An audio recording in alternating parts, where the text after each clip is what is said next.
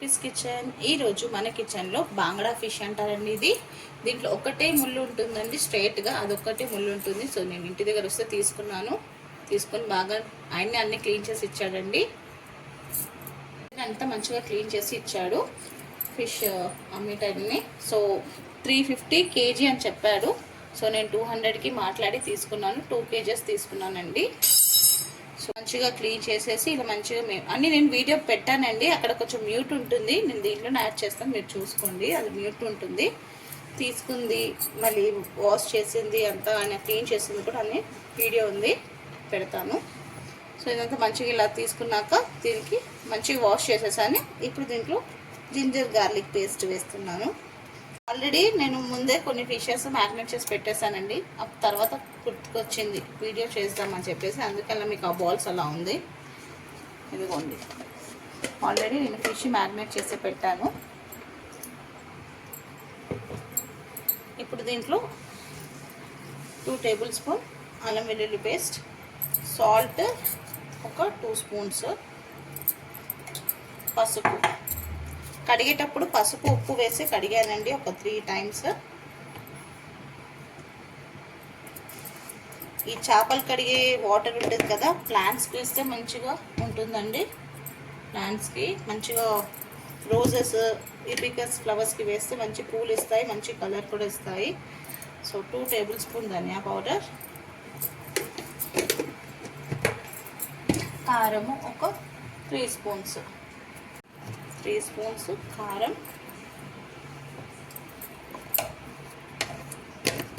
ఇంకా కారంలోనే ఒక lemon. Oil కూడా వేసేసుకోవాలండి.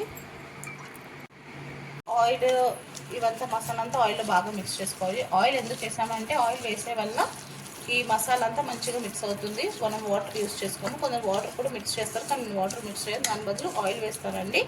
ఇలా ఫిష్కి ఇలా ఘాట్లు పెట్టుకోవాలండి, ఇలా ఘాట్లు పెట్టుకోవాలి. ఇలా ఘాట్లు పెట్టుకుంటే మసాలాస్ అంతా మంచిగా లోపలికి వెళ్ళి మంచిగా టేస్ట్ కూడా బాగుంటుందండి.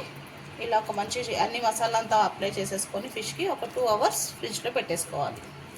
ఫిష్ హెల్త్కి చాలా మంచిది కదండి. సో పిల్లలకి కూడా ఇలా పెడితే కూడా చాలా మంచిది, ఎందుకంటే దీంట్లో ఒకటే ముళ్ళు ఉంటుంది. వేరే ఫిషెస్ కన్నా కొన్ని ముళ్ళులు ఉంటాయి కాబట్టి తినరు. మా పిల్లలైతే అంతే, ఒక్క ముళ్ళు ఉంటే ఈజీగా ఉంటుందని చెప్పి ఇది బాగా తింటారండి.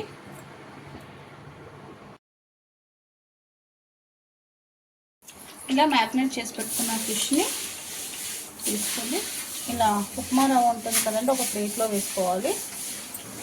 వేసుకొని దాని మీద ఇలా ఉప్మా రవ్వని బాగా పట్టించాలి. ఇలా వేసుకునే వల్ల మనకి మంచిగా ఫిష్ కూడా బాగా క్రిస్పీగా ఫ్రై అవుతుంది. అలాగే దీని స్కిన్ చాలా డెలికేట్గా ఉంటుందండి బాంగ్లా ఫిష్ ఇది, అందుకని నేను ఇది వేస్తాను. ఇప్పుడు ఆయిల్ వేడి చేసి పెట్టుకున్నాను, దాంట్లో ఇలా ఒక్కొక్క పీసెస్ని వేసేసుకుంటాను. మీడియం టు లో ఫ్లేమ్లో అడ్జస్ట్ చేసుకుంటాను ఫ్లేమ్ని.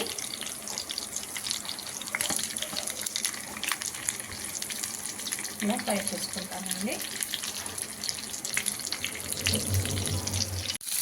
హై టు మీడియం ఫ్లేమ్లో పెట్టుకొని మెల్లగా ఇలా పీసెస్ ఫ్రై అయ్యాక మెల్లగా టర్న్ చేసుకోవాలండి. ఇది ఒక 10 minutes, ఒక్కొక్క 10 minutes.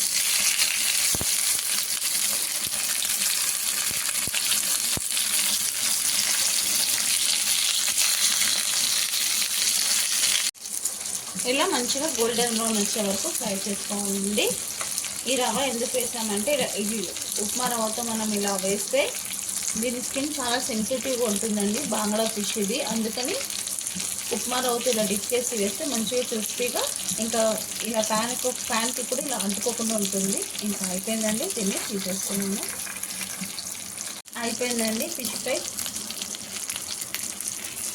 ఇప్పుడు నేను ఒక్కొక్కటిగా ప్లేట్లో ఫ్రై చేసుకుంటాను. ఏ రెసిపీ అయినా లవ్తో కేర్తో చేస్తే సింపుల్ రెసిపీ కూడా సూపర్ రెసిపీ అవుతుందండి. అయిపోయిందండి, వేడిగా బాంగ్లా ఫిష్ ఫ్రై రెడీ అయిపోయిందండి. చాలా సింపుల్గా ఈజీగా చేసుకోండి పెద్దడండి. మీకు కూడా ఎవరైనా ట్రై చేస్తుంటే ట్రై చేయకపోతే ఒకసారి డెఫినెట్గా ఇలా ట్రై చేయండి. అందరికీ తెలుసండి ఫిష్ ఫ్రై చేయడం, కానీ నేను ఒక చిన్న చిన్న టిప్స్ చెప్పాను కదండి. ఇలా బొంబాయి రవ్వతో ఇలా చేసుకొని వేసుకుంటే చాలా బాగుంటుందని, చాలా బాగుంటుందండి. మీరు కూడా డెఫినెట్గా ఒకసారి ట్రై చేయండి. నచ్చితే లైక్ చేయండి, షేర్ చేయండి, సబ్స్క్రైబ్ చేసుకోండి. కొత్తగా ఎవరైనా ఛానల్ చూస్తే సబ్స్క్రైబ్ చేసుకోండి. మీ రూపీస్ కిచెన్.